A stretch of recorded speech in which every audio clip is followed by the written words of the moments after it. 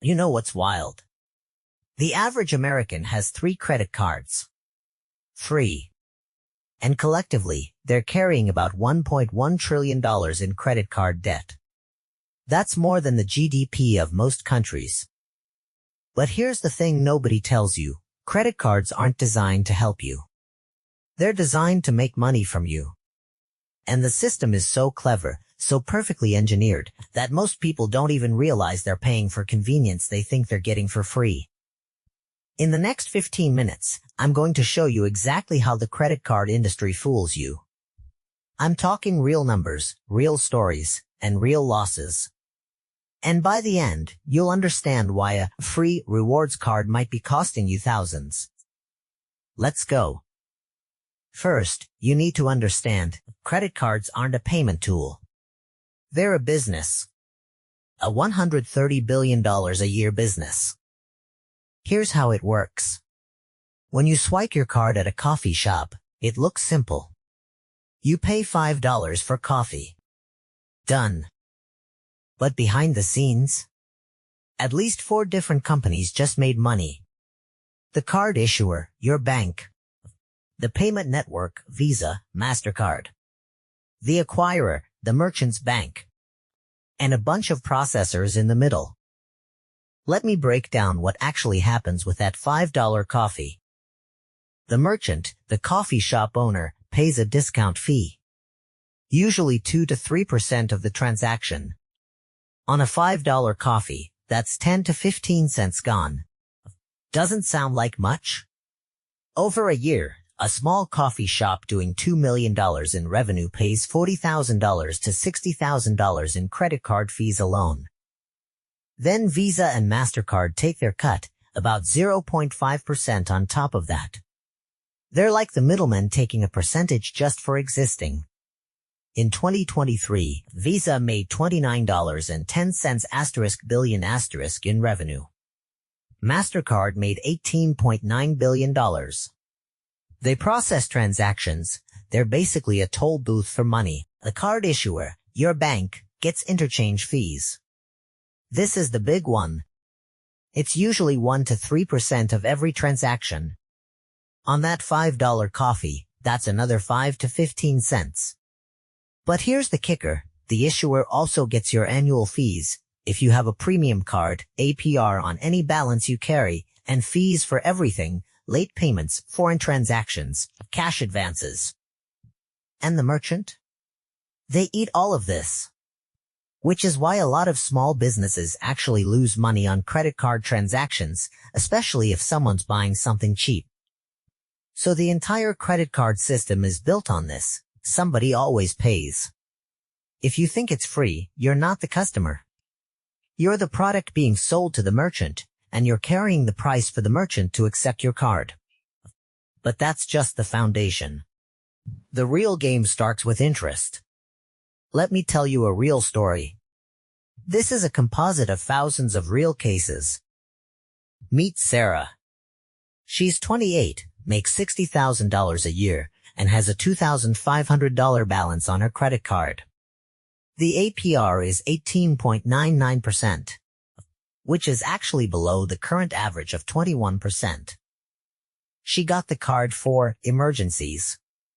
She used it for a few things. Some medical bills, some car repairs, a vacation with friends. Nothing crazy. Just normal life stuff that she couldn't afford up front. Now, she's only paying the minimum. $50 a month. Here's the math that nobody shows you. With an $50 minimum payment on a $2,500 balance at 18.99% APR. Month 1. $39.95 goes to interest. $10.05 goes to principal. Month 2, $39.80 goes to interest. $10.20 goes to principal. This pattern continues for 6 years. 75 payments. Total paid, $3,750. Total interest, $1,250. She's paying 50% extra for the privilege of paying slower. But wait, it gets worse. Because most people don't maintain a single $2,500 balance. They spend more. Let's say Sarah is like 70% of credit card users and keeps putting things on the card. Even small purchases. Over those same 75 months, she adds another $3,000 in charges. Now her total interest is $2,800. She's paid $5,800 total for $5,500 in actual purchases. And if she has an emergency during those 6 years, a car repair, a medical bill, she adds that to the card too. The balance doesn't go down. The interest compounds. This is the trap. And it's not an accident. It's deliberate. Visa and MasterCard have done the math. They know that 50% of credit card users carry a balance month to month. They're making money not on the 2% cashback they're advertising. They're making money on this, the interest paid by people carrying balances they can't afford. A person with a $5,000 balance at 22% APR, paying $200 a month, they'll take 33 months to pay it off and will pay $1,650 in interest alone. That's the real profit machine. Here's another angle, revolving debt. Let's say you pay off your balance every month. Great, you're avoiding interest. But you're doing exactly what the credit card company wants you to do. Why? Because you're the whale. You spend more. You're valuable. You justify the 2% they're paying in rewards. Because that 2% comes back tenfold in transaction fees from the merchant, in data about your spending habits, and in the psychological effect of the card itself. A 2023 study from Northwestern University found that people spend 23% more when they use a credit card instead of cash. 23%. It's real. It's measurable. Why? Because swiping a card doesn't feel like spending money. Your brain doesn't process it the same way. Handing over $100 in cash hurts. Swiping a card? It's abstract. It's painless. And so you spend more. The credit card companies know this. They designed it this way. They chose the card over cash, the digital transaction over physical money, because it works. It makes people spend more. Let me give you some real numbers from real people. Story 1, The Rewards Trap. Michael is in his 40s. He has a premium credit card, $550 annual fee, 2% cash back on everything. He justified it. I spend $30,000 a year on this card, so I get $600 back. The fee pays for itself. This is mathematically true. He breaks even. But here's what the credit card company is counting on. Michael feels like he's winning because he's getting free money in rewards. So he doesn't feel guilty about charging his $40 a day coffee habit. He doesn't think twice about the random purchases. The card becomes his default. And actually, he now spends more, maybe $35,000 a year, because of the psychological effect. That $500 extra spending means the credit card company makes money on the merchant side. They get his data, and his wallet is now captured. If Michael carried even a 2-month balance at 20% APR once during a year, that $600 in rewards is gone. He's now down money. Most people are Michael. They think the rewards are free. They're not. You're paying for them in 2 ways, higher prices at merchants, which get passed to consumers, and behavioral economics. You spend more when you use a card. Story 2, The Medical Debt Spiral. Jennifer had cancer. Treatment was $80,000 after insurance. She had a job, savings, disability, but it wasn't enough. She got offered a medical credit card at 19.99% APR. She took it. It was that or go bankrupt faster. Within 4 years, after paying $40,000 into the debt, she still owed $65,000 in principal and interest combined. She was paying $1,200 a month on a $50,000 annual salary after taxes. She eventually filed for bankruptcy. She lost her house. Now, is this Visa's fault? Partly. But it's also the healthcare system's fault. But Visa knew she was in a vulnerable position. They knew the odds of repayment were low. And they lent anyway, because if she paid even half, they'd make more interest than they'd lose in default. This is risk management.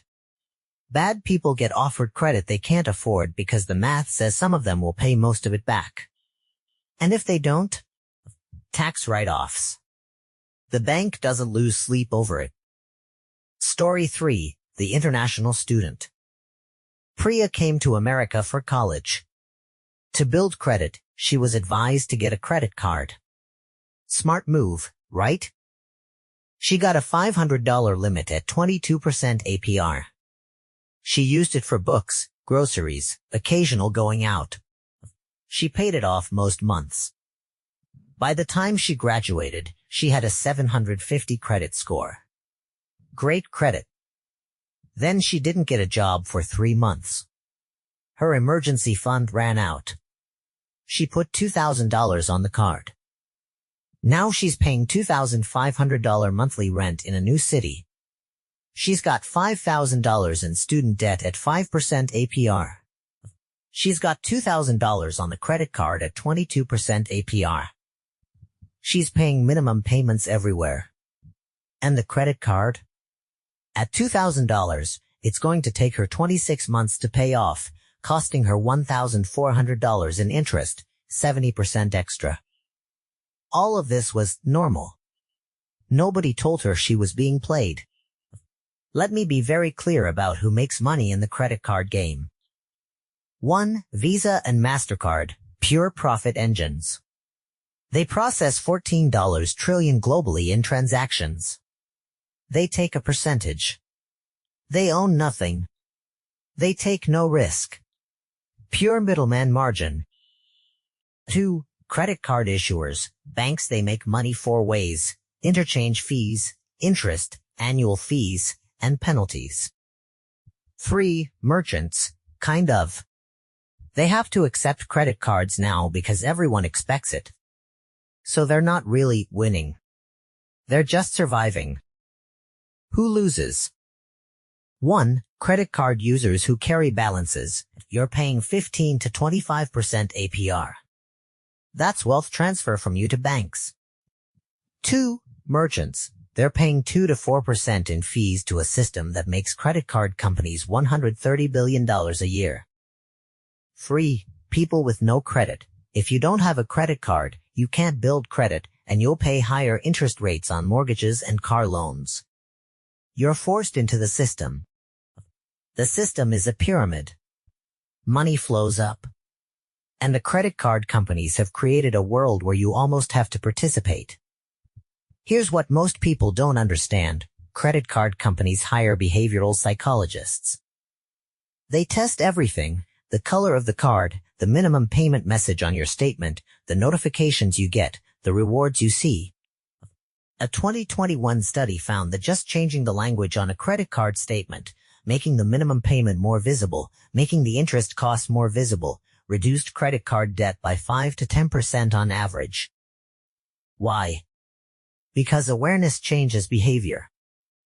The credit card companies have deliberately made the interest invisible. Your minimum payment is highlighted. Your rewards are highlighted. Your available credit is highlighted. But your interest rate? It's often buried on page 5 of your terms and conditions. Your statement shows you the $50 minimum due. It does not show you that you'll pay $1,200 in interest if you only pay minimums. The notification on your card: you have $5,000 available credit. Not, you have $5,000 in debt you're already paying interest on. This is intentional. This is engineered. And then there's the social engineering. Affluent people get higher credit limits. Why? Because the companies know wealthy people have lower default rates. So they push more credit onto the people who are least likely to hurt, while poor people get rejected or offered predatory terms.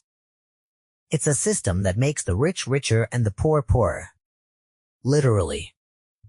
Okay, I'm not here to tell you not to have a credit card. That's not realistic. Credit is necessary. But here's how to actually win. Rule 1. Never pay interest. If you can't afford to pay off your entire balance in 1 month, you can't afford to spend that money. Period. Not, I'll pay it off next month. You will pay it off this month or you don't buy it. This single rule eliminates 90% of credit card company profit from you. Rule 2. Forget the rewards. If you're changing your behavior to get rewards, you've already lost. A 2% rewards card that makes you spend 20% more. You're down 18%. Only use rewards on things you were already going to buy. Rule 3. Understand your APR is negotiable. I know people who call their credit card company and just ask for a lower rate. My rate is 22%. Can you lower it to 19%? And the company does it. Not always. But often. Your payment history matters. Your credit score matters. You have leverage if you use it. Rule 4. Automate your payments. Set up automatic payment for your full balance every month. Remove the option of screwing up. Rule 5. If you have a balance, attack it. Not minimum payments. Calculate what it'll take to pay it off in 12 to 24 months maximum. Throw money at it. Every dollar you throw at high-interest debt is a dollar you're stealing back from the bank. A $5,000 balance at 20% APR costing you $1,000 in interest if you take 4 years to pay it? If you pay it off in 1 year, you only pay $550 in interest. That's a $450 gain. That's not saving, that's earning. Rule 6. Avoid the fees. No annual fees unless you're using the card actively and the benefits exceed the fee. No foreign transaction fees if you travel. No cash advance fees. Never take a cash advance. The APR is usually 27 to 30%. No late fees. Automate it. Rule 7. Check your statements. Credit card fraud is rampant. $193 billion globally. Check your statements.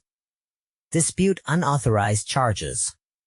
The credit card company has fraud insurance. You have a zero liability guarantee in most countries. Use it. Here's the thing about credit cards that nobody wants to admit. They're a voluntary system. You don't have to have one. You choose to. And if most people chose not to, the credit card companies would have to change how they operate. But they won't, because the system is too profitable, and we're too addicted to the convenience. So here's my real advice. Credit cards are a tool. Like any tool, you can use them to build something, or you can use them to hurt yourself. If you use them to build, to buy things strategically, to build credit, to get rewards on things you were already buying, you win. If you use them to spend beyond your means, to borrow money you can't repay, to carry balances and pay interest, you lose. And the credit card company wins big. The dark truth isn't that credit cards are evil. It's that they're perfectly designed to exploit human psychology. And most people don't even know they're being played. Now you do. If you found this valuable, hit subscribe. I break down the systems that take your money, from credit cards to investments to inflation, and show you how the game actually works.